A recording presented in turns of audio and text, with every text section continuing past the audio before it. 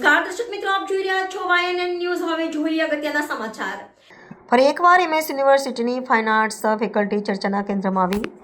MS યુનિવર્સિટીની fine arts ફેકલ્ટીમાં સતત અકસ્માતોની શ્રેણી જોવા મળી રહી છે. ગત સોમવારે વીજકરંટ લાગવાથી વિદ્યાર્થીની કાજલ ચૌધરીનું દુર્ભાગ્ય મોત નીપજ્યું હતું. ત્યારે હજુ લોકોએ ઘટનામાંથી બહાર આવ્યા નથી. ત્યાં ફરી એકવાર ગંભીર અકસ્માત બન્યો છે.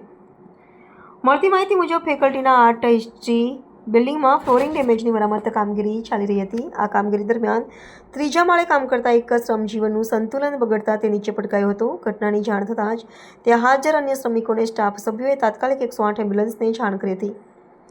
ગંભીર રીતે ઇજાગ્રસ્ત શ્રમજીવીને સારવાર માટે તરત જ 108 એમ્બ્યુલન્સ મારફતે હોસ્પિટલ ખસેડવામાં આવ્યું છે. હાલ તેનું સારવાર હેઠળ હોવાની માહિતી મળી રહી છે. વિશ્વવિદ્યાલયમાં સતત થતા આવા અકસ્માતોને કારણે સુરક્ષાની વ્યવસ્થા અંગે પ્રશ્નો ઊભા થઈ રહ્યા છે. વિદ્યાર્થીઓ, વાલીઓ અને સ્ટાફ સભ્યોમાં પણ ચિંતા ફેલાઈ છે. વારંવાર બનતી દુર્ઘટનાઓને પગલે કામકાજ દરમિયાન સલામતીના સાધનો અને તકેદારીના અભાવે સંચાલન પર સવાલ ઉઠવા પામ્યા છે.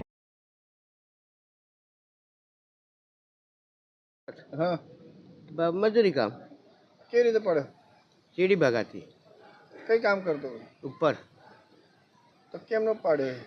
સીડી ભાગી તરે પડી, કેટલા માળથી પડે? 3 માળથી.